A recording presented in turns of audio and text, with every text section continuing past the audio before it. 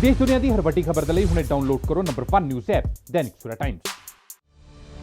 किसानों के आंदोलन को 102 दिन बीत जाने के बाद भी अभी तक सरकार नरम नहीं हुई, जिस पर दैनिक सवेरा के मुख्य संपादक शीतल विजय ने अपने शब्द कहे। किसान आंदोलन का आज 102वां दिन है। दिल्ली के तीनों बॉर्डर गाजीपुर, टिकरी और सिंघू पर किसानों का जमावड़ा नजर आ रहा है। भीषण सर्दी में भी वे और उनके परिवार यहाँ जमे रहे। अब गर्मियाँ शुरू हो गई हैं, तो भी उनका यहाँ से हटने का इरादा नहीं लगता। एसी और कूलरों का इंतजाम किया जा रहा है और किसान परिवार अपनी खेती की देखभाल करते हुए बारी देने दिल्ली बॉर्डर पर आ जाते हैं। गाजीपुर से उभरे किसान नेता टिकैत ने किसानों द्वारा अपनी एक फसल नष्ट करने का आह्वान तो एकदम वापस ले लिया था, लेकिन अब वह ये तंज कर रहे हैं कि क्योंकि देश भर में किसानों को अपनी फसलें बेचने की छूट इन किसान कानूनों ने दी है, इसीलिए वह संसद के बाहर अपनी फसलों को बेचेंगे।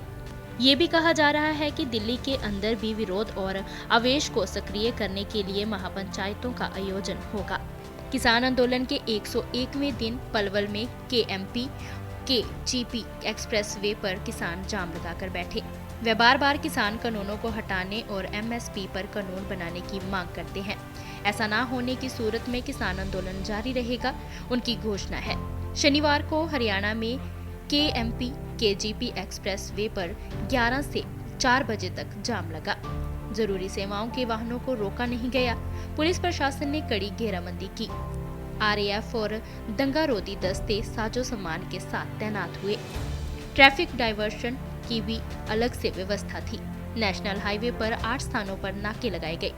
इससे पहले 26 नवंबर को पंजाब और हरियाणा के किसान टिकरी बॉर्डर और सोनीपत के कुटली स्थित बॉर्डर पर धरने पर बैठ गए थे। किसानों और पुलिस के बीच झड़प की खबरें आई थी। लाठीचार्ज और वाटर कैनन का इस्तेमाल हुआ था। अब तक इस आंदोलन के दौरान करीब 200 किसानों की मौत ठंड, दिल के दौरे और मानसिक तनाव में 102 दिन से टिकरी, कुंडरी और गाजीपुर सहित दिल्ली बॉर्डर पर किसानों के धरने जारी हैं। सबसे बड़ा विवाद 26 जनवरी को हुआ, जब लाल किले के प्राचीर पर अपना ध्वज फहराकर तिरंगे का अपमान किया गया। उपद्रव में बड़ी संख्या में पुलिस कर्मचारी घायल हुए, लेकिन पंजाब की सरकार ने आंदोलनकारी किसानों पर दर्ज केस लड़ने के लिए 70 व्यक्तियों का पैनल नियुक्त कर दिया है। इसके बाद अपने वर्तमान बजट स्तर में किसानों के हक में पंजाब सरकार ने पुनर्संशोधित किसान कानून प्रस्तुत कर दिए हैं। राहुल गांधी भी बयान पर बयान दे रहे हैं कि तीनों कानून तो वापस करने ही होंगे, लेकिन जहां तक सरकार का संबंध है, कृषि मंत्री तोमर पहले तो किसानों के पास किसी तर्क के न होने की बात करते थे। अभी यही कहा जा रहा है कि अगर कोई त्रुटि रह गई है तो उसको दूर कर दिया जाएगा, लेकिन किसी भी सूरत में कानूनों की वापसी नहीं होगी।